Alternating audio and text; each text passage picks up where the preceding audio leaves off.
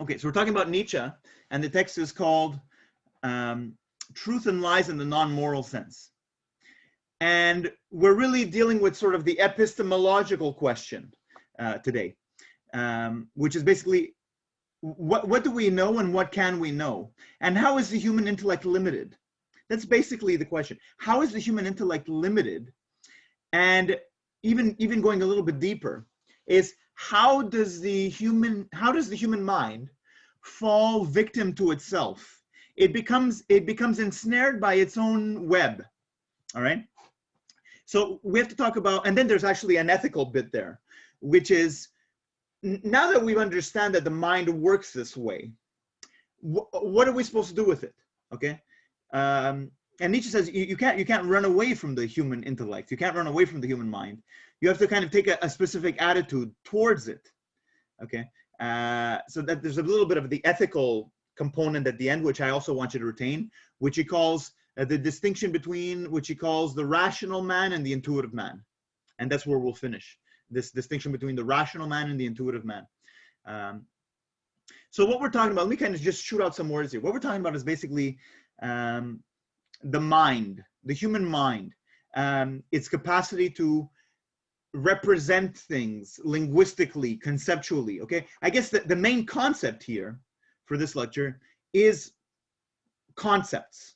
That's the main concept. The main concept is, what is a concept, okay?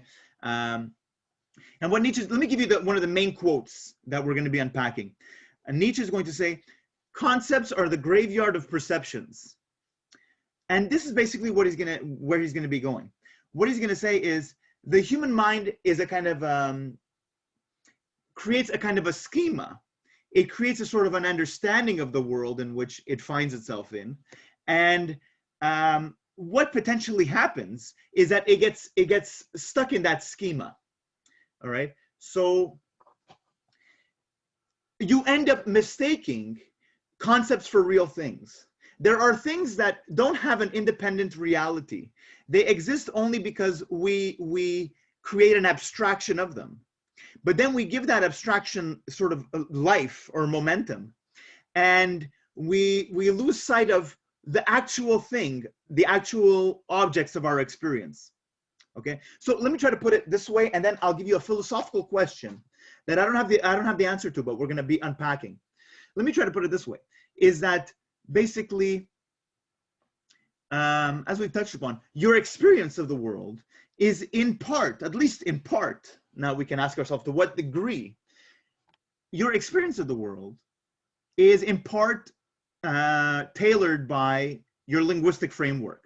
So language, okay? And maybe you can understand that in a way. You can understand that some languages that, okay, most languages are sort of linguistically similar in structure, in layout, in grammar, in syntax, and so on. But there's sort of the nuances of a language. There are many ways that you can kind of structure a language. Okay, there are different types of syntax. I'm going a little bit too technical here. But the point is, a language sort of creates an expectation of the world, if that makes sense. That's a little bit too abstract. Let me try to make that a little bit simpler and then ask the fundamental question. Is that basically your experience of the world is in part conditioned by the concepts and the words and the language that you have to understand it. That shouldn't be too, that's very crazy if you understand it, but that shouldn't be a very problematic statement. Okay, I think that should be a fairly intuitive statement. But it's a pretty crazy statement if you think about it. So let me articulate the philosophical question, then we'll get into it. Let me try to put the question as, is it possible to perceive something for which you do not have a concept? Okay. I guess this relates to what we were talking about last class when we were talking about how, when I was talking about, the Sistine Chapel, and I was talking about Francis Ford Coppola, and watching your favorite film, how does knowing more about something objectively, how does knowing more about something objectively augment or alter your subjective experience of it? That's a very interesting question unto itself. In some senses, knowing more about something objectively or factually enables you to experience more of it. Okay, so the example I gave, I didn't give the example in this class, I gave it in the other class. Sometimes, let's say you're listening to a song and you like the song, but you don't know the lyrics, so you have your own lyrics in your head.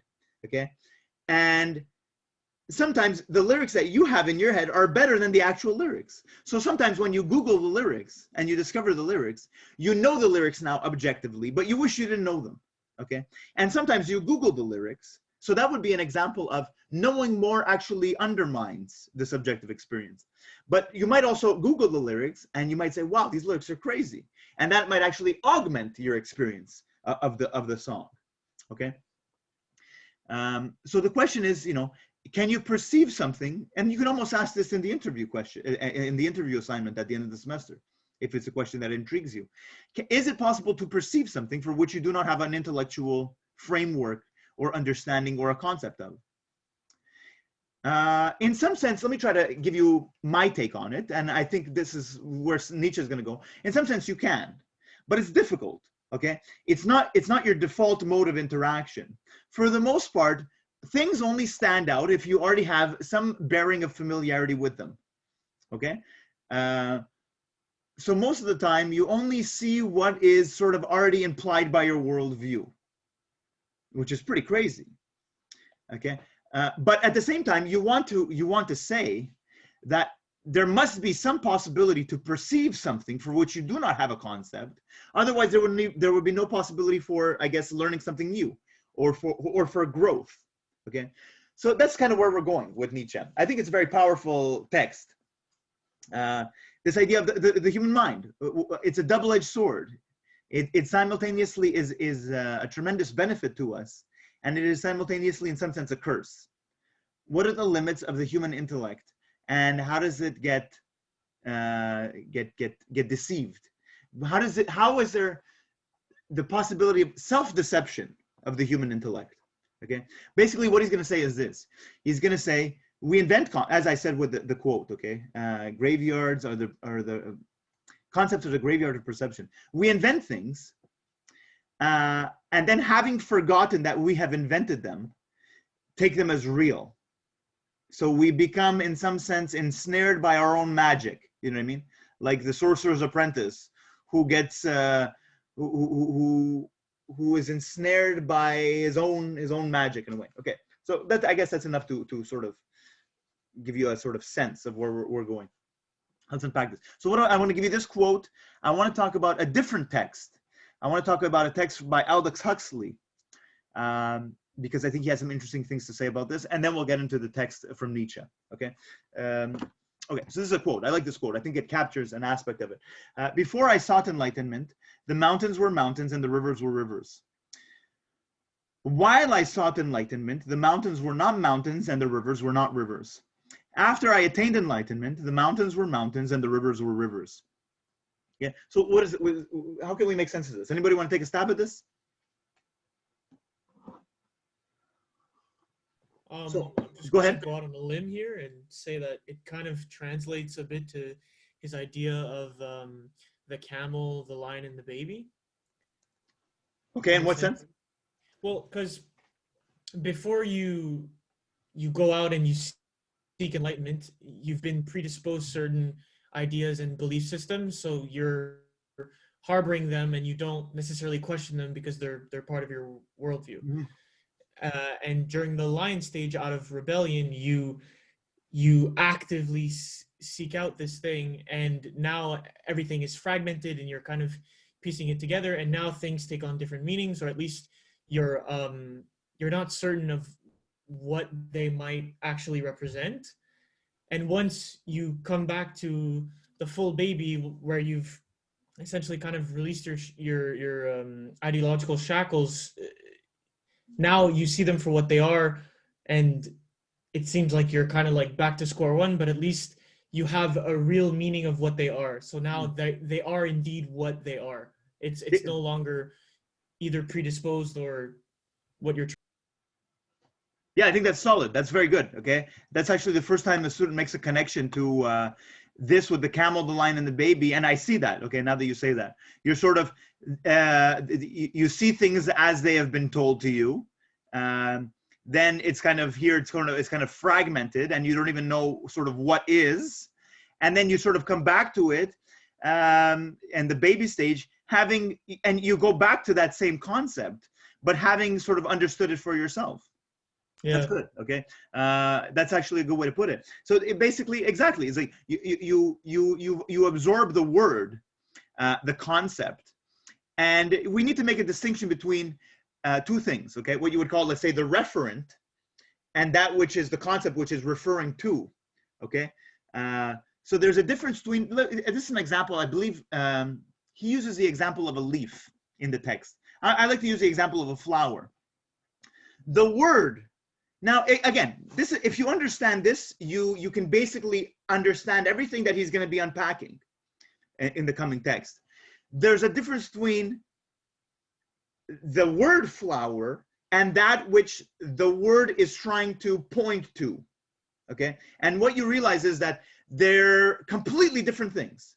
Okay, that there's not even any necessary correlation between the word flower and the object which is there, which you call there is the flower. Okay, so much so that I can't even tell you. I would be better off truly showing you just an image and being quiet rather than using the word.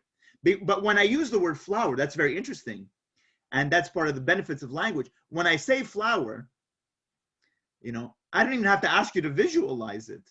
But now that I have, you all have, in some sense, you can visualize what a flower is, and we can all draw it. And, I don't think we're going to have any crazy outliers. We all know what a flower is. But there's that distinction. And sometimes what he's going to say is you get lost in you get sort of trapped by the word, and you lose sight of the actual thing. Then you see the actual thing, and you realize that the actual thing and the word are mountains. The mountains were not mountains. That the mountain is just basically a word. It's a symbolic representation. Okay, but then you say, you know what? I'm a human. I'm doing the best I can. So you use the concepts. You don't abandon. If you were to stay at this stage, you would be a kind of a Buddhist or a kind of a guru, an Indian guru who is sort of in silence. What's the point of talking? What error can result from speaking, from language? So here you would stay silent, okay? And here you talk, but you kind of you recognize the game, okay? There's a game, and part of that game is dependent on us. We are the ones that kind of delineate the world. So let me try to put it this way. This is kind of going a little bit deeper. But what words do is they sort of delineate the boundaries between things. All right. You can imagine the experience of, let's say, a young child that does not have words. Maybe, I don't know, this is a conjecture. I'm not proposing this, theoretically, but it's a conjecture. Is that you can imagine a child that does not have the linguistic framework or the concepts, has not acquired them yet. May have some difficulty, especially a very young child, in distinguishing, an object from its background. It's just a kind of, it's a mosaic. There might even be some difficulty in distinguishing this object is nearer and this object is further. I'm going to use that similar example when we talk about phenomenology. Hold on, something in the chat came up. Chat takes some time to open up. Let me go to the next slide here. Chat's not coming up. If the chat comes up, I'll address it when it pops up. It's not opening up for me yet. So let me start with Aldous Huxley, okay? Do I want you to retain Aldous Huxley for the sake of the test? No, but just hear it out. So Aldous Huxley, some of you may know, is a famous British novelist. Some of you have read Brave New World. And Aldous Huxley writes this book called, it's an essay called The Doors of Perception. The Doors of Perception is an essay which is basically a recollection of his experience on mescaline. And I'll give you a kind of the context for that. And just a little trivia. Aldous Huxley takes the title from William Blake. William Blake is an English mystic Okay, and he takes it specifically from this quote. William Blake says, "If the doors of perception were cleansed, everything would appear to man as it is, infinite." Okay, that is to say that the way we see the world is somehow tainted. You know, you get that also in the Bible, that for now you see but through a lens but dimly, and then you shall see clearly. Okay, in other words, we're all in some sense in Plato's cave. Okay, we all mistake illusions for reality, and part of that is our doing. So he takes his title, The Doors of Perception, from this quote from William Blake. And a little bit more trivia is, some of you guys know the rock band The Doors and Jim Morrison, and they take their title from this book. Okay, so there's kind of lineage there. So how does this come about, this essay? Okay, he's recalling his experiences on mescaline, and that's, I believe, in the 1950s. So this was before Timothy Leary and, you know, the kind of LSD 60s and kind of you know, hippie sort of drug revolution and all that stuff. It was well before the war on drugs, and so there's like basically there's a lot of new synthesized molecules and a lot of organic molecules that a lot of psychologists were interested in, psychologists and psychiatrists, for all kinds of different effects. There was all kinds of studies going on. This was before the whole, you know, thing basically took off. And so basically how it came about was Humphrey Osmond, who was also a British psychiatrist, got in contact with Aldous Huxley.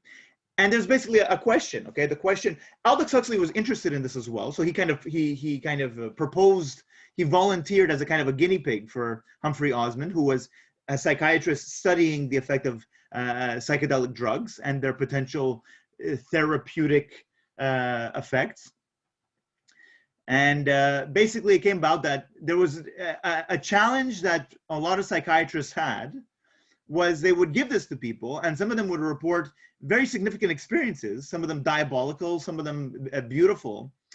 Some people reported religious experiences, but everybody had difficulty articulating in words what that experience was. Okay, so the idea was, okay, let's give these drugs to Aldous Huxley.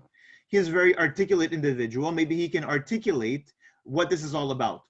So that's part of how this came about. Okay.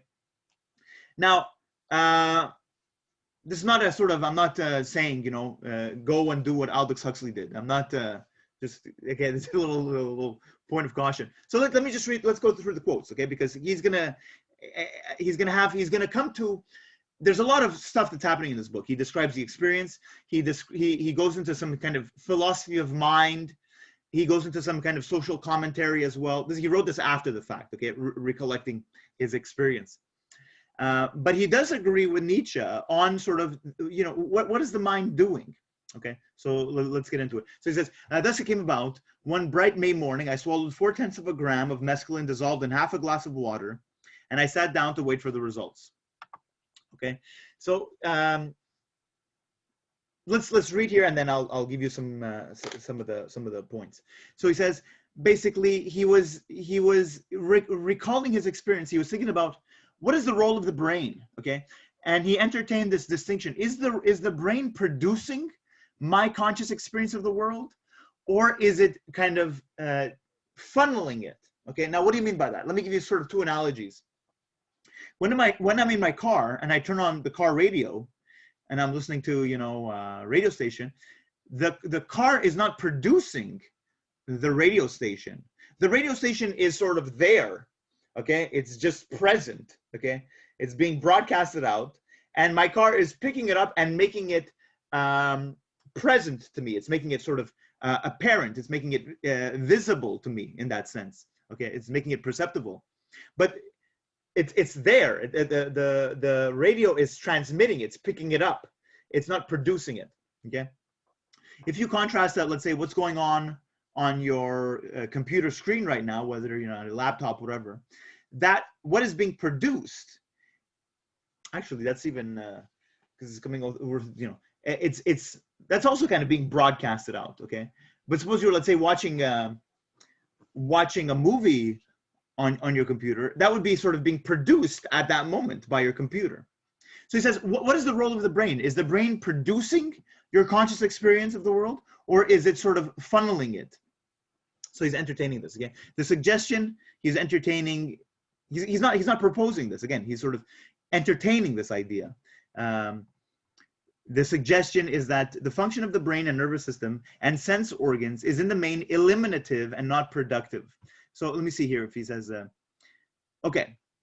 He says the function of the brain and nervous system is to protect us from being overwhelmed and confused by this mass of largely useless and irrelevant knowledge by shutting out most of what we should otherwise perceive and remember at any moment, and leave only that very special selection which is likely to be practically useful. Let me sort of unpack this, okay?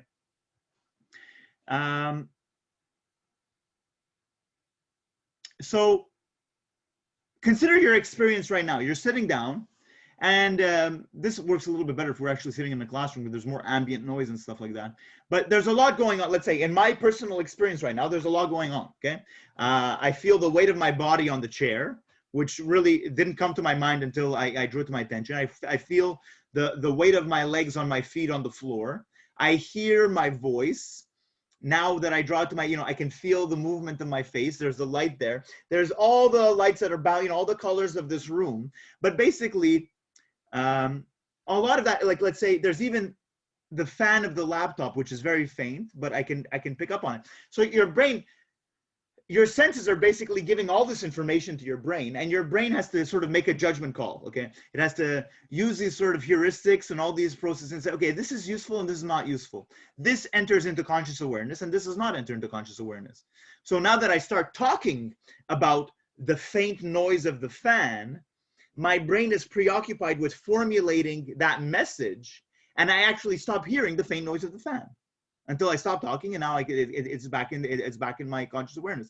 So that is to say, the brain he's entertaining this idea that consciousness, and this is he's not proposing this. This is an old idea that goes back to Leibniz and so on. Consciousness is kind of a rudimentary thing, okay? It's a kind of a background. It's kind of like background cosmic radiation. It's like a background static that's always there. But when the brain is there, the brain sort of picks up on this and is able to sort of harmonize it in a way that you sort of get the subjective experience of you looking out at this world from this particular vantage point. All right, that's a little bit, if that goes over your head, don't worry about it. That's just to say that the brain has to decide what is useful and what's not useful. What sensory information enters into conscious awareness, and most of it does not, okay? Because for whatever reason, at this particular point in time, you have to ask yourself, what is of particular meaning for me? What is useful to me, okay? And supposedly right now, what is of use to you is to pay attention to my voice, because you have to pass this class and you want to figure out what's going on and the hell I'm talking about and so on. Either that, or you're distracted by some other task, maybe on your phone or whatever, because that is, in your judgment, more important, more useful for you than paying attention to this, okay? Or maybe you're very tired, so maybe you're sleeping right now. Okay, let's unpack this even further. Let's proceed, and then so he says, okay, hold on. So let's talk about the experience 2 seconds. He says, what was that experience about? And at one point he gives the example. He's looking at a vase of flowers, and he says, normally what I would have done was I would have looked at the flowers and I would have labeled them. I would have identified the flowers. Okay, he knew what all the flowers were in this particular vase. And he says, then I would have moved on, because this idea that once I've sort of labeled them, conceptually framed them, then that was it, okay? But he says, under the experience of the mescaline, he said he had the experience of seeing the flowers in a way that the linguistic label did not do them justice. He saw them, he says, and I believe this is the wording used. He says, I saw the flowers the way they must have appeared to Adam and Eve on the day of creation. And I believe he uses, it's a long time since I read this, but I think he calls it sort of perceiving the naked existence, sort of unconceptualized experience. So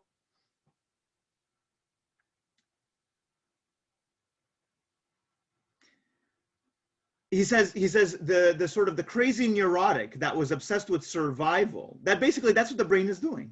It's always deciding what is useful to me and what's not useful to me. So you see flowers and you say, if you notice them at all, you'll say, oh yeah, wow, flowers. And then you'll proceed, because the flowers are not going to help you get paid. Okay, so he says, I saw the flowers the way that they must have appeared to Adam and Eve on the day of creation. And you see that what you realize is, he says, like, the flowers were basically infinite. Okay, and the more I looked at them, the more was revealed, and the more they would be kind of changing. You know what I mean? So let me give you this example right now. Right? It's, for instance, but he said you can't do that. You can't always, this idea. Well, we'll stop and smell the flowers. But precisely, if I always stop and smell the flowers, and if I'm precisely, if I precisely open myself up to all that my experience is presenting to me right now, I'm just going to become overwhelmed. I'm not going to have a sort of a direction. And the direction of my conscious awareness is largely dictated by my sort of built-in instinctive biological drive for survival. Okay, so let me try to put that this way: is that, if I'm, let's say, walking to my classroom, I have a class that's going to start. And suppose it's springtime, and all the tulips are going to start coming out. I might walk right past them, because I'm already thinking about what I have to do, because I have to do this job, I have to get paid, I have to pay the mortgage, this and that. Or if I notice the flowers at all, I'm going to look at the flowers and say, oh wow, the tulips are out, very nice, and move along. But if you were having this experience and you have to sit down because you want to stare at the flowers for half an hour, I'm gonna miss my class, and I'm gonna lose my job. So that's not really gonna work. So what is he gonna say? What are they gonna say? They're gonna say, we invent this language which sort of simplifies the world. It delineates the world, and there's a few things that arise from that. First thing that arises from that is that by labeling it a flower, what you've done is you've sort of created a generalized group. So you don't have to then bother with any specific flower, because they're just flowers. I don't even have to bother with the subcategories, a gardenia or a rose or a tulip. It's just a flower. Okay, so it's even simpler. And what it also does is the concept sort of gives you the impression that because you're able to articulate it and point to it, that you've understood it. Okay, so the concept sort of makes the thing into a finite object, when really the flower is really an infinite thing. Okay, you actually can look at the flower for hours and hours and hours, and there are biologists and horticulturists that do. Okay, and then you understand, let's say, that the flower is extremely complex. You can start dissecting it and looking at all the parts and so on. You can understand how it relates to the soil, how it relates to the sky, how it relates to the bees, and everything. Okay. Let me give you this example. This is one of my go-to examples. Is a few years ago, must have been about, I would say 4 years ago now. Okay, it was our anniversary or something. I bought my wife, a bouquet of flowers. It's a bunch of roses. And so, what does the rose symbolize for me? What concept am I working on? The rose basically symbolizes a gift which is purchased on this particular day at this particular price. It's sort of, a societal custom. It's sort of societally prescribed, and that's what it is. It's supposed to be this symbolic representation of my love for my wife, and that's it. And then what are you supposed to do with them? Societally prescribed behavior is you put them in a vase, and you put the little powder that comes with it, and you put it on the table, and you slowly watch the flowers wither away. Okay. So that day, when I got home, I'd given one of these roses to my daughter at the time, who was like a year old. Okay. And this is what she did. She looked at it. Okay. And she brought it to her face. And this is what she did. She started taking it and started ripping it apart. And then she started eating it. And I said, no, what the hell are you doing? That's not what you're supposed to do with a flower. A flower, you're just supposed to put it in a jar, in a vase. You're supposed to let it sit there, and it's supposed to slowly wither away. Okay. And then I was thinking about that. She doesn't have the concept flower. So in some sense, she's more, she's being a real empiricist. She's being a real scientist. She really wants to see, she understands. She sees that there's some complexity to the flower. So let me see, you know, it's like the infinitesimal, you know, you can keep layer after layer after layer. Where does it go? Where does this thing go? You know, I want to rip it apart. I want to eat it. I want to get a full experience, a full immersive experience of what this flower is, you know? And yeah, it's like, so it's in some sense, I'm the one that's wrong, because my concept of flower and my societally prescribed behavior with regards to a rose has limited my experience of what the rose actually is. Okay. And then she grows up a little bit and she starts to acquire more words and more language and more concepts. And then she says flowers, and she begins to behave around flowers as one ought to behave around flowers. And then this was about, when was this? This was about 2 years ago. Okay. I'm putting her to bed. And then she says, Daddy, are you going to die? I said, yeah. Is Nona going to die? Yeah. Is Nona going to die? Yeah. Is Mommy going to die? Yeah. And then she just starts breaking down in tears, crying. Okay. So now she's acquired another concept. Okay. She's acquired the concept of death. Okay. So you see now how interesting it is. The acquisition of concepts. So let's get back to this. Okay. So basically, according to this theory, okay. But insofar as we are animals, our business is at all costs to survive. To make biological survival possible, mind at large has been funneled through the reducing valves of the brain and nervous system. What comes out the other end is a measly trickle of the kind of consciousness which will help us stay alive on the surface of this particular planet. Okay, that is, all the sensory information is coming in, and the brain is able to process it in a way that is able to direct your conscious awareness towards what is regarded as practically meaningful and practical. Okay. And this is Aldous Huxley describing it as a measly trickle. Okay. In other words, a lot gets left out, but it's still there. Okay. And now we haven't even spoken about the things which your senses do not even pick up on. Things like, you know, ultraviolet and infrared. There's a lot of other things that are, so you see how, what are we trying to say here?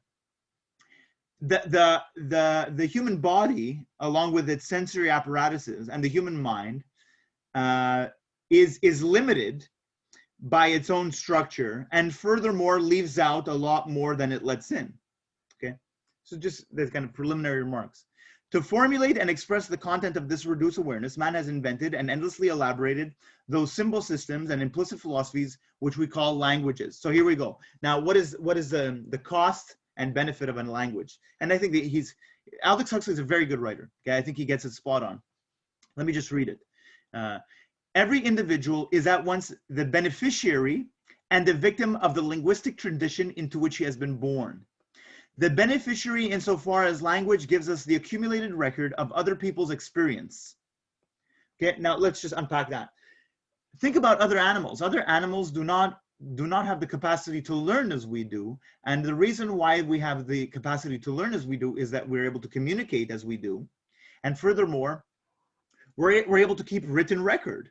Okay, so there is a possibility of a sort of an expanding body of knowledge, which is generationally handed down. So I can pick up, you know, Newton's Principia Mathematica, and I can read it, and it's there. Okay, so the ideas that were happening in his head, when was it, 500 years ago, are written on paper, and I have, in some sense, direct access to that idea. Okay, so that's fascinating. That is the benefit of a linguistic tradition. Other animals can't do that. You know, like look at, let's say, migratory birds. What can you do? I guess there's obviously some inherent biological programming in terms of instincts and so on, but the rest is basically just, you know, learning from the previous generation as a kind of a mimicking process. Okay. And even after, let's say, human beings take a long, like, what do you call that period? Okay. A prolonged nursing time where a human being is basically, you're not fully developed until you're about 25 years old, okay? And a lot of us are not autonomous until we're that age either, okay? So even though we've developed physically, it takes us a long time to acquire, all the necessary understanding and all the concepts and all the complex patterns of behavior that are required for sort of operating in this world, okay? Other ducks, like ducks and migratory birds, it's like, some animals and creatures, they're born and they hit the ground running, okay? There's no prolonged nursing time. So, and part of that education, part of that rearing is having access to all this information that is propagated generationally that we have access to. So that's great, okay? That puts us at a great advantage. But now we are also the kind of a double-edged sword, the blessing and the curse, okay? We are the beneficiaries and the victims. So he says, we are the victims insofar as now this is the trap. It confirms in him the belief that reduced awareness is the only awareness. And as it bedevils his sense of reality, so that he is all too apt to take his concepts for data, his words for actual things. This is exactly what Nietzsche is going to say, okay? So you end up sort of concluding that it's kind of like going back to the camel stage. This is the way the world appears to me because of my conditioning, and therefore you conclude, therefore this is the way the world is, okay? So again, it's difficult to really appreciate it, but your system, your intellectual system, necessarily leaves out more than it admits. We mistake our concepts for data, our words for actual things. He talks about the world becomes petrified by language. Therefore, in some sense, you only see what you have a concept for. The world becomes clearly delineated, okay? Schematically, okay. Let me skip over this. So let's get into now Nietzsche. What time do we got? 2 o'clock. Okay, we're doing good. So now Nietzsche is he's gonna be basically making the same point, but he's a little bit more on the offense. Okay, Aldous Huxley is more sort of humanistic. He's more like, wow, look how amazing it is. We have this intellect, but yeah, sure, there are some kind of downfalls and some traps. Nietzsche's interested in the traps. Okay, so he asks a very simple. This is how he opens the text in a he opens with offense. Okay, he doesn't start slow. He basically asks a question, very interesting question. I'm not sure if I agree with him. He asks the question, if human beings were to go extinct tomorrow, will the universe shed a tear? In other words, let me try to put that a little bit more specifically. If all of us die, and is our knowledge, is everything that we've learned about the world, does it have any value? Let me try to put it another way. Is human knowledge, what we call knowledge, does it have some bearing independent of us? Or is it sort of man-made and only for human consumption, if that makes sense? Is our knowledge applicable or meaningful to any other living organism? In some sense, no, but okay, that's also because we are the most intelligent species. We're also the most intelligent species that we can also blow ourselves off the surface of the planet with atomic bombs and environmental degradation. Other animals don't do that. But suppose, let me try to put the question this way. Suppose we were all to go extinct and an ancient civilization were to come down on Earth, and they had access to all Wikipedia and the libraries and all these books and so on. Would they be able to, at one point, given them the greatest benefit of the doubt, decipher it? Would they say, first, what Nietzsche would say is this. Nietzsche would say, of course they wouldn't be able to decipher it. It would become, Nietzsche's taking a strong position. He's saying, our knowledge does not really refer to anything other than ourselves, okay? This is just kind of games that we play. I have to disagree with him a little bit, but let me sort of finish the alien analogy. Is it going to be completely and necessarily incomprehensible, or are they going to be able to see, oh, these people understood something? they're going to say, oh, look, they understand the theory of general relativity. We also understand the theory of general relativity. Okay, we don't call it the theory of general relativity, but we had the same theory. Okay, Nietzsche is skeptical about that. I think that there's a possibility of that. Okay, now this is why.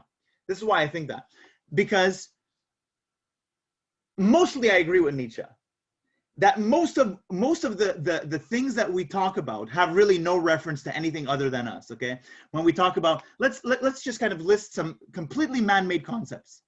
Okay, I had a list of silly, like daylight savings time.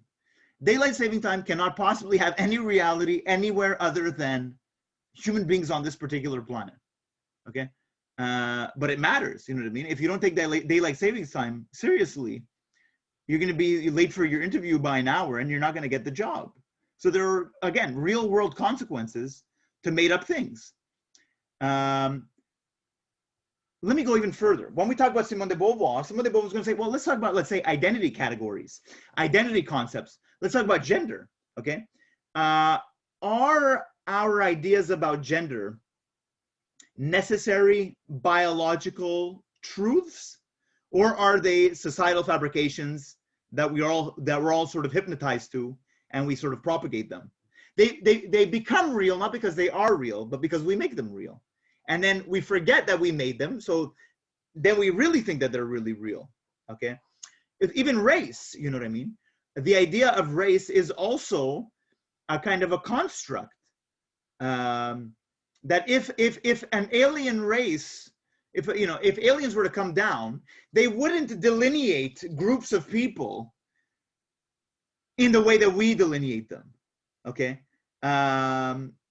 So we'll talk about that again when we talk about Simone. But again, sort of made up categories in some sense that then really have real world, like, discrimination, prejudice, all this stuff is real. And it largely hinges on make believe stuff. Okay.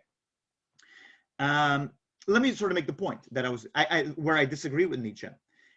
So largely I agree with him, but I do disagree with him in the sense that the remarkable thing about science is that it seems as though we have discovered things which are true independent of us, okay? Because if that wasn't the case, then even science would just be kind of a circular thing. It wouldn't really result in anything. But the fact that we are able to, have technologies that reveal things, let's say, you look at, let's say, an MRI scan, an fMRI scan, where you can actively see what's going on in the brain while the person is, let's say, visualizing a picture of their grandmother's face. That's fascinating. You know what I mean? The fact that we can, the fact that we have telecommunications that as we do, the fact that we're able to send satellites, into orbit, that we're able to, send probes to Jupiter and so on, that has proof that we have some knowledge, objective knowledge somewhere. And the fact that we're able to verify things that we do not even see with our own eyes is fascinating. Okay, the fact that you are able to verify the existence of, let's say, pathogens, which do not present themselves to you in your ordinary experience, is fascinating. The fact that we're able to verify the existence of black holes without, you're never going to see a black hole with the naked eye, okay? But the fact that we can figure it out, and then there are real world implications that are detectable, is fascinating, okay? But now let me try to articulate all that, what Nietzsche's going to say. Most people use their intellect as a kind of a tool for their own advantage. So he's going to say, what are truths? He said, most people are not interested in the truth. Most people are interested in what is convenient for them. Okay. So I have to agree. Okay. Not many people have a genuine scientific curiosity or desire to try to understand the world objectively. That's sort of the exception. It's not the rule. Let me put it this way. Okay. People that are genuinely interested, genuinely curious in just like, how does this thing work? Okay. Even if let's say figuring it out is not going to make me rich or famous, I still just want to know. That kind of curiosity, that utilization of the intellect is the exception in humanity. And there I have to agree with Nietzsche. Let me contrast that point. This is what Galileo said. Galileo said, God gave us eyes and ears so that we can perceive his beautiful work. Okay? And then he said, and God gave us brains so that we can understand his beautiful work. Okay? You understand? So what is that? God gave us eyes and ears so that we can see his beautiful work. And God gave us brains so that we can understand his beautiful work. That's what Galileo said.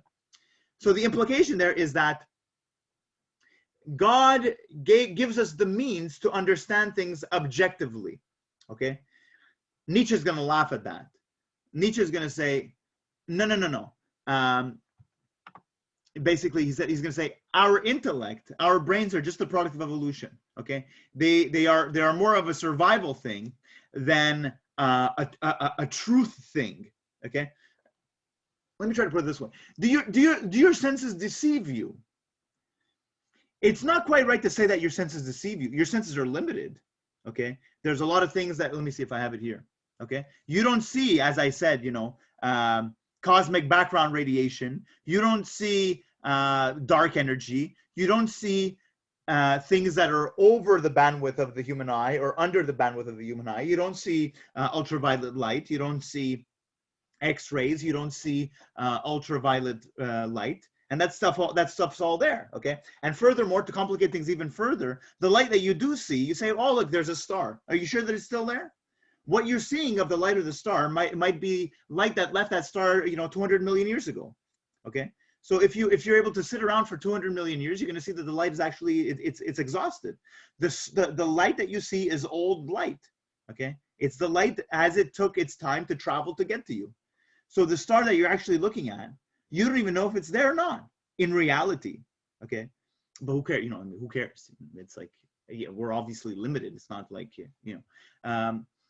But that's kind of so Nietzsche says nature has not given us the tools to understand the truth. We are trapped in our subjectivity. Okay, he says nature has trapped us in a subjectivity, in this body with all its limitation, and has thrown away the key. We do not see the world as it is. You only ever see the world as it can be perceived through the human eye.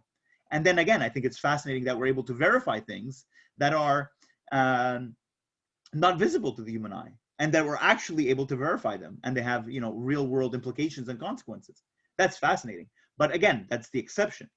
Okay, so he says, one might have imagined such a fable as the whole human race going extinct, and yet one will still not have adequately illustrated how miserable, how shadowy and transient, how aimless and arbitrary the human intellect looks within nature.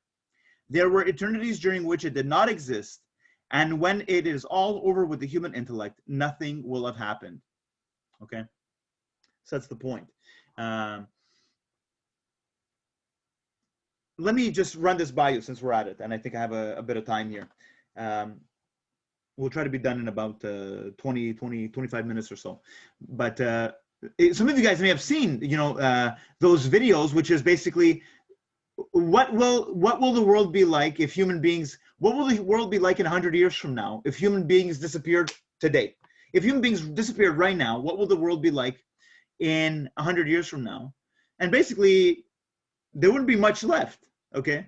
There would be a lot of plastic and styrofoam, and remnants of carbon products, but that would be it, okay? A lot of our buildings would be finished. Nature would rehabilitate itself. Look at Chernobyl. Look at how nature has reestablished itself with Chernobyl, okay, after that disaster. So what would remain of humanity if we would cease to exist right now? In 100 years from now, not much, okay? So let's proceed here. So what is the human intellect? Again, going against Galileo, it's not this tool that God has bestowed upon us to understand the world objectively. The intellect is for Nietzsche is a byproduct of evolution, just like anything else. And he's going to make an important point here. Okay, he says it is our means of survival. It's our means of preservation. Whereas other beasts are able to wage the war for existence with horns and sharp teeth and fangs and so on, the humans have the intellect. And how does the intellect work? It works in what he calls dissimulation. The primary skill of the human intellect is misrepresentation. Okay, it's basically making things appear other than they are. So it's like they say, if a bear is approaching you, don't run away, pretend that you're dead. I'm not sure if anybody's, so misrepresent the situation. Or, if a bobcat is approaching you, take your jacket and make yourself look bigger than you are. You have to misrepresent the situation, because you can't then run. You can't, you're not going to be able to wage the war with the physical battle. We have dominated other animals through basically, these little tricks that we play on them. We hunt them. We're able to, have decoys. We're able to lure them in. We're able to trap them and all this. That's how it all, misrepresent things. Okay. This is an example of the Second World War, where the Allies in England were splitting the German defenses. The Germans were trying to figure out which section of the canal they're going to cross from. And in order to split the defenses, they had a whole bunch of barracks and inflatable tanks built up the coast of England, so that the German reconnaissance planes would say, yeah, they're here and they're here. Meanwhile, they were all planning to go across at Normandy. Okay. Let's get to the point here. So the thing in itself is not available. Let's get to the point here. Let's try to. Let me see if there's anything that I've. Any questions, comments? No. Yeah, so can you recap, like, in general? So basically, Nietzsche says that our perception is limited by what we perceive through our eyes, and even at that, we will never have a true concept of what reality is, because everything we see is a perception. Yeah, and then I would add to that, and furthermore, and this is what he's going to be talking about now. Furthermore, the intellect gives us the impression that our framework or our concepts just is the truth. So we sort of get, in some sense, we get sort of accustomed to our system, okay? And that's all we see. But yeah, that's a good recap, is that we are limited by our senses. The human eye can only see so much. We are limited by our senses, and we are furthermore limited by our concepts, because our concepts are sort of symbolic representations of the things that we're trying to point to. And what he's going to say now is, in creating illusions, in creating a concept is a kind of a shortcut. It's a shortcut, okay? A concept is a kind of a shortcut, but then we take the shortcut for the reality and we forget what the concept was actually pointing to. So let's get to that. Let's get to that bit, okay? So he says, when most people talk about the truth, again, they're not interested in that genuine scientific curiosity, that genuine scientific spirit. He says, when they talk about the truth, what they're talking about is truths which are pleasant and the life-preserving consequences of the truth. He is indifferent towards pure knowledge, which has no consequences, towards those truths which are possibly harmful and destructive. He is even hostilely inclined. Okay, if a truth is not convenient for you, then you'll just kind of disregard it. Okay, let me skip over this. Let's get to the point here. So this is one that I want you to retain. So we invent words, and then the intellect falls prey to itself. It gets caught up in its own web, and it confuses concepts for actual things. So like when you say flower, when you use the word flower, you're designating something as though you know what you're talking about.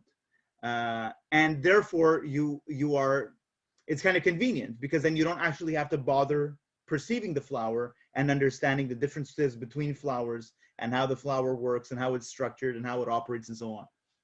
It says, every concept arises from the equation of unequal things. Concepts are the graveyard of perceptions. Now, again, I said this earlier. I said it very quickly. Let me recap it now.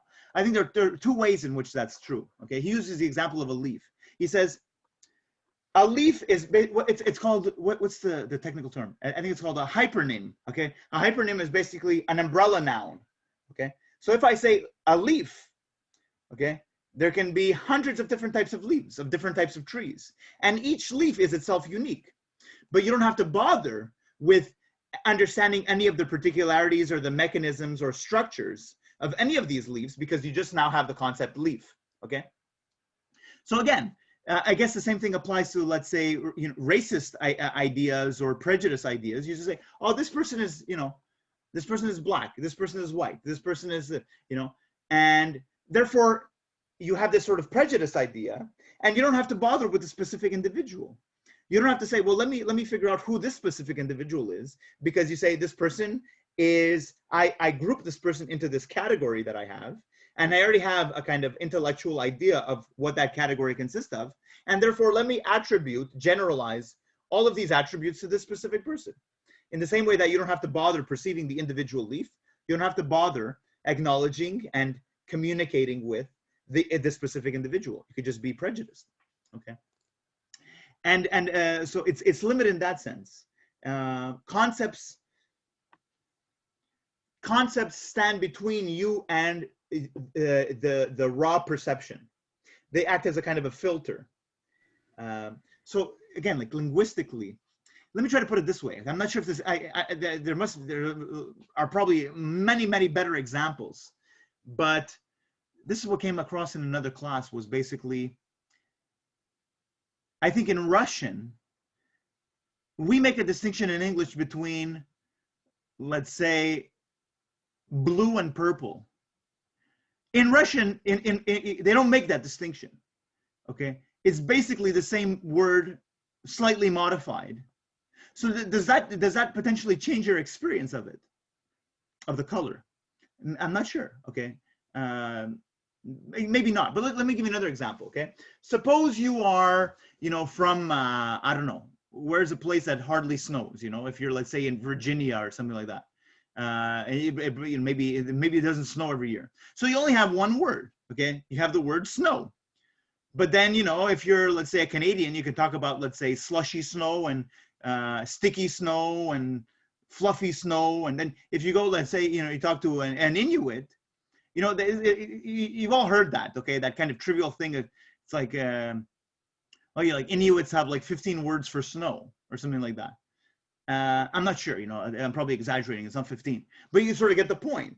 Is that you then are able to come up with further concepts for the further nuances, okay? But you never really articulate the total experience. Okay, let's proceed. Let's get to the point here. Sir? Yeah. So concepts are clearly linked to our worldview. Because different people have different concepts or different types of concepts. Yeah, I'm inclined to say yes to that. There is, I'm not sure what the link is, okay, between concepts and a worldview, but there's definitely there's definitely a connection there. There's definitely an important connection. In some sense, we're going to talk about that. I guess he's going to address that. That your worldview is a kind of your framework, and I guess that framework is articulated linguistically, and whatever does not fit into that framework does not, in some sense, enter into your worldview. So yeah, maybe I'm not sure. That's a good question. I'm not sure to what degree concepts and worldviews are related, but they definitely are related. Okay. Now another way is this idea that another way that your perception is limited by your concept is the concept is a kind of a fixed thing. So as I said earlier, you don't have to worry about the infinity of the perception. You can literally study flowers as a biologist for your entire life, and there's still going to be things that you don't know about flowers. That's the magic, okay? But you can then just say, especially if you don't have this passion which reveals to you this infinite aspect of the world. You just say, oh, he studies flowers, and that's it, flowers, and it's kind of it's sort of it's not belittling in a way. It minimizes it, it makes it seem simpler than it is. Okay, so let's get to that. He says, truths, what we call truths, and let me actually read this whole thing. What is a truth? Now he's talking about truth here in the kind of, he's in a kind of satirical sense. He's not talking about real truths. He's talking about what we call truths, sort of convenient truths, truths that fit into our framework. A truth is a movable host of metaphors, a sum of human relationships which has been poetically and rhetorically intensified, transferred, and embellished, and which, after long usage, seems to a people to be fixed, canonical, and binding. This is what Aldous Huxley called petrified by language. Okay, truths are illusions. We've forgotten our illusions. In other words, we make them, and then we forget that we made them, and they sort of take on a life of their own, if that makes sense. So let's kind of unpack this. So he says, your framework, this concept, this framework of concepts, which I guess becomes your worldview, he says has to be two things. It has to be delicate, to not be, to move along with every wave, but strong enough not to be blown apart by the wave. So let me try to make a connection with an earlier text. So when we're talking about, a worldview in terms of its relationship to science, a worldview has to be able to change with new information, with new experiences, but it has to nonetheless have a little bit of rigidity to it, so that it doesn't just kind of fall apart with any new information. So he describes it. Sorry, is there a comment or? No, someone in the chat asked to go back a little bit. How come the chat's not popping up for me? Hold on. My computer's lagging. Let me know when to stop. I don't know when to stop going back now here. Let me see if I can open up the chat. Where's this chat? How come I can't see it?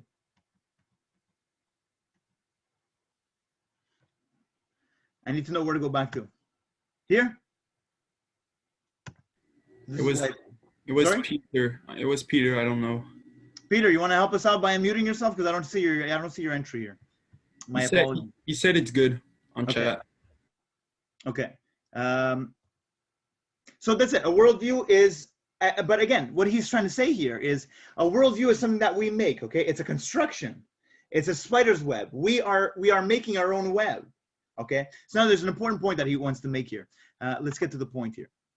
Let me skip over a little bit. This is what he says. He says, you have to applaud the worldview, not because of its truthworthiness, but because of its architectural complexity. So he says, you should really be fascinated by the intellect, not because the intellect is giving us the truth, but because of its ability to design. Okay, in the way that you applaud the spider's web. In some sense, the truth is not applicable. You applaud it because of its intricacy. Okay, so he says that's how we should be looking at worldviews.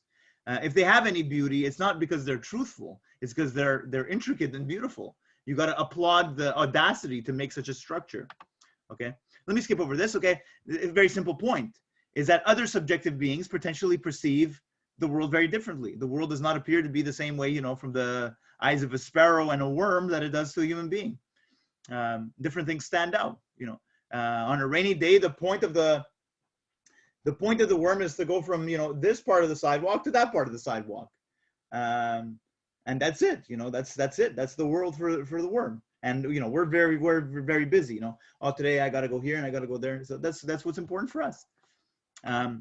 So this is now. He says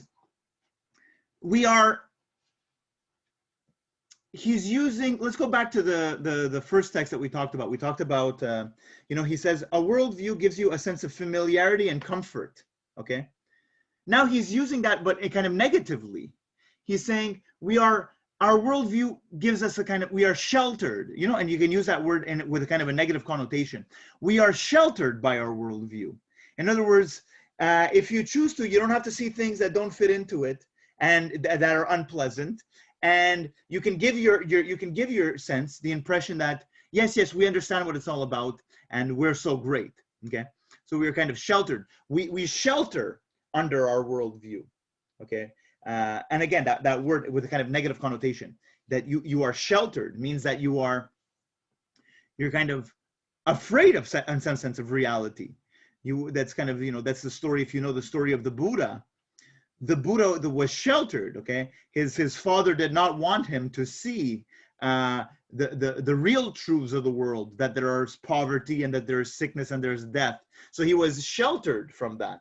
Okay, And we are all in some sense sheltered. We are all in our own little intellectual bunker, you understand? Okay, so now let's get to the point here. What's the point is, there's a few sort of modes of operation. One mode of operation is you can be completely absorbed, you know, you play all the societal games and you believe all the concepts. Maybe that works for you, maybe not. Or you sort of play a kind of the Buddhist thing, you know, you say, I'm going to try to forego the intellect. I'm going to try to just be this kind of conscious awareness, not too distracted by the intellect, okay? But Nietzsche is going to say, no, the intellect is there. It's not going anywhere, okay? So it's what sort of disposition or what sort of attitude should you have towards this intellect, okay? And he says there's kind of two attitudes. And I think he agrees with what he called, this is the rational man and the intuitive man. And this I want you to retain. This is one of the ideas that I do want you to retain. I want you to be able to articulate it. The rational man is very much like the sheltered individual, okay? He takes his concepts as, he doesn't like being wrong, and he doesn't like any suggestion that he's wrong, and he likes the idea that he understands what this world is all about.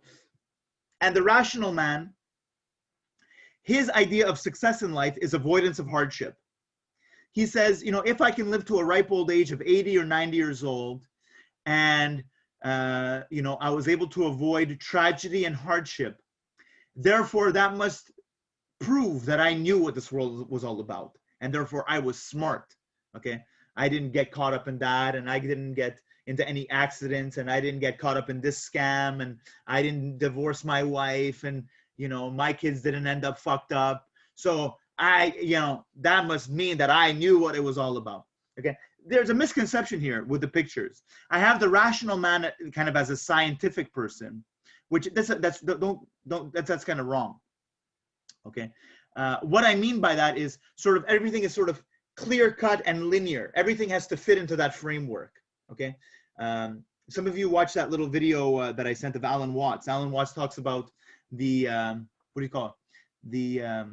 The prickles and the goo. He says in the history of, you know, Western civilization and in like sort of intellectual people, there are two types of intellectuals. There are the prickly people that everything has to be very clearly defined, very clear cut, very, very precise, okay? Very, very precise and logical. And then he says there are the gooey people.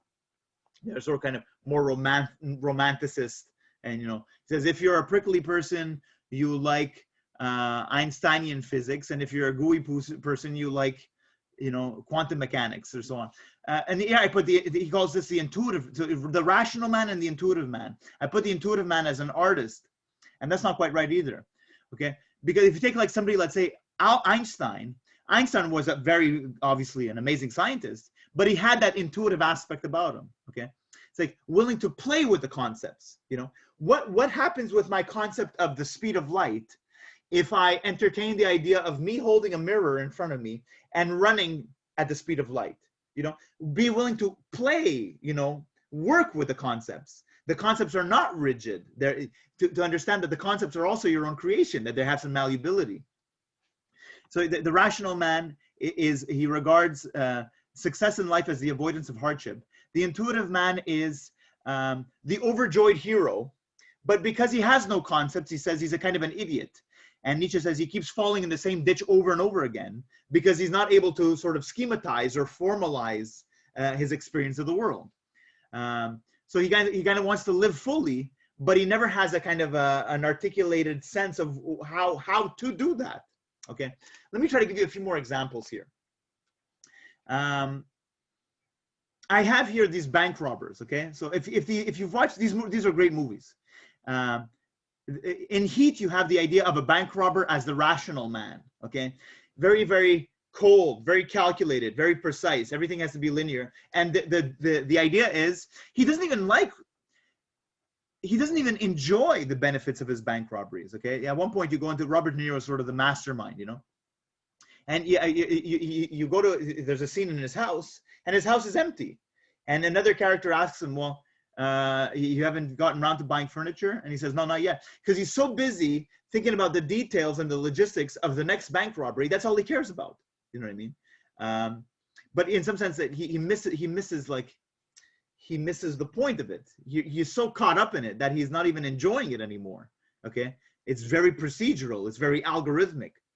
And in Dog Day Afternoon, you have Al Pacino, who's the bank robber, and it's purely intuitive man. He has no plan at all. Okay, he goes in and right away the police show up. You know what I mean? And he's like nervous that the bank tellers feel bad for him. The bank tellers start negotiating with the FBI on his behalf because he has no plan. Okay, it's all guts and glory and no plan. Okay. But then you can be, let me give you another, a kind of a broader example. But one example is some of you guys, there's a French bank robber I'll probably talk about later on in the semester, okay, called Albert Spaggiari, who's the perfect balance of both, okay? You use the concepts, but you understand that you can also play with them, okay? So you open up a kind of a realm of flexibility, of play, while nonetheless being very, very systematic and organized. Okay, the kind of a middle point there. Let me give you, this is the best, this only came to me after last semester, and I think this is the best way to put it, okay, is a recipe, okay? If you cook, okay, there's two ways of cooking. There's some people that follow the recipe to the T, and it's so mechanical that the recipe comes out bad. And there's other people that they automatically, they think they're, you know, they're Chef Boyardee or whoever, you know, yeah, it's just, and even the point is, even if the intuitive man makes the recipe good, if you ask him, how did you do it? He's going to say, I don't know how I did it. Okay. But now that's not to say the rational man might make a very good dish following that recipe, but there's no flexibility. Okay. And the world is all about flexibility. You know what I mean? It's like one day you're going to have the ingredient. One day you're not going to have the ingredient. You might have a slightly different ingredient. How are you able to adapt? Are you able to work with, be kind of systematic, but work with the sort of the unpredictable, you know, the, what do you call it? The miscellaneous elements. So this guy follows the recipe to the T, and that's all he knows how to do.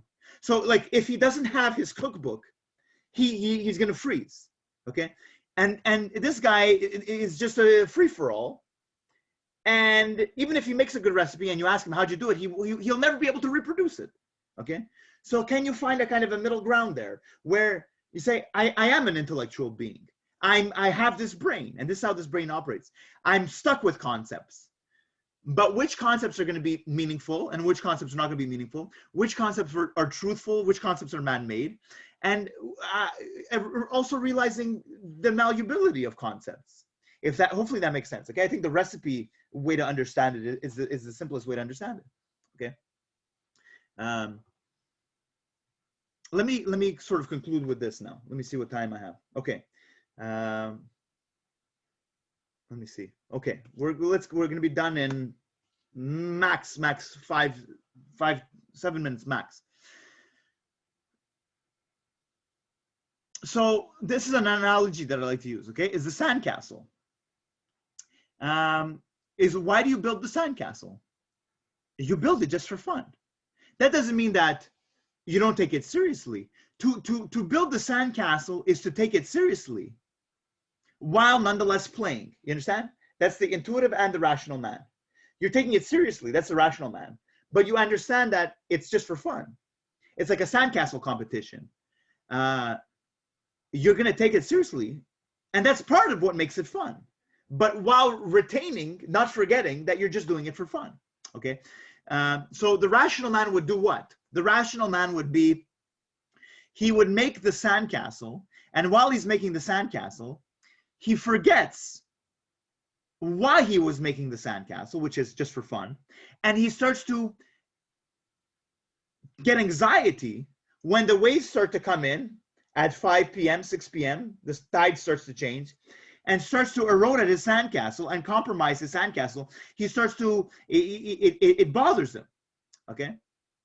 So he's missing something about life. Your sense of life, your framework is too rigid, okay?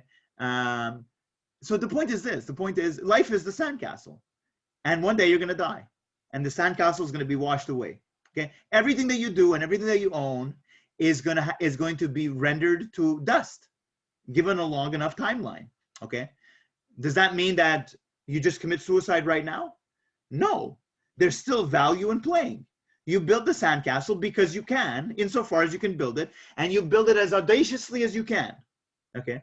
While nonetheless knowing, and in some sense knowing that it's going to be washed away, helps you be even more audacious at it, okay? Whereas I guess the rational man would proceed, and he'd be very happy, but it wouldn't be a very good sandcastle. He wouldn't proceed. There has to be some structure. There has to be some organization. There are some principles, you know, there are some structural principles that you have to apply. So a great analogy is, you guys watch the film Baraka.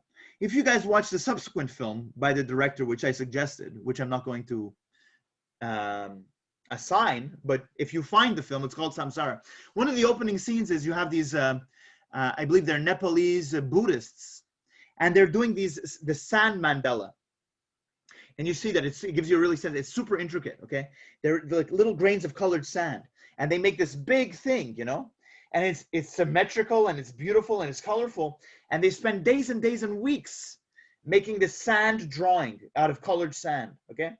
And then when it's done, it's a powerful affirmation, what they do, okay? They put so much energy and care into this drawing, and then they get up, and they look at it, and they really perceive it very mindfully. They try to, you know, it's kind of a meditation. You look at it for a few moments, and then you wash it away, okay? And that's a beautiful thing to do, to spend so much time on something so minuscule detail, beautiful, okay? So much care. And then as soon as it's done, you look at it, you take it in, and you immediately wash it away, okay? And that's life. That's, you know, that's what it is. So so again, you can see, maybe just to kind of recap that, you can see how the intellect can be a kind of a trap, okay? You get caught up in your own ideas, to put it very simply. And maybe some of those ideas don't even have a reality other than the games that we play, okay? So the sandcastle analogy. So that's what we get. Okay, now this is another level. This is the second level. It's a little bit more advanced. I'm just going to read it, and I'm going to ignore it, okay? And we might come back to it later on when we talk about individualism, collectivism. Curveball, okay, is the idea of you is also a concept, okay? Mike Tilley is a concept, okay? So it's like, where do you stand relative to that concept that you identify with? I don't want to say too much more about that. Your ego is, in some sense, a story that you tell yourself about who you are, okay? Which is also a kind of a mental construct. But we do in dreams, what we do in dreams, we also do when we are awake. We invent and fabricate the person with whom we associate, and immediately forget we have done so. Okay, so let me just forego that one. Okay, if that means anything good, okay, if it doesn't, don't worry about it. So let's just conclude here. That's what you get with this idea that growing up potentially makes you, in some sense, stupider, because now you are more intelligent, and what that means is you have all the concepts, but you've lost something. Okay, so that's the whole point of Antoine Saint-Exupéry, the Little Prince, okay, the Petit Prince, is the adults don't understand anything. They sort of miss the point. They say, if you really want to know who my friend is, you should want to know, you know, what he's scared of at night, or what his favorite color ice cream is, okay? He says adults always ask the wrong questions. They want to understand somebody, but they ask, you know, where does he live? What's his address? What job do his parents do? You know, what car do they drive? How much money do they have in the bank? You're missing the point. And so you even get that with kind of critical thinking. When people are young, they're extremely creative. And as they go through the educational system, they lose the ability to think laterally. Okay, they lose the ability to entertain far out possibilities for different problems. So that's interesting.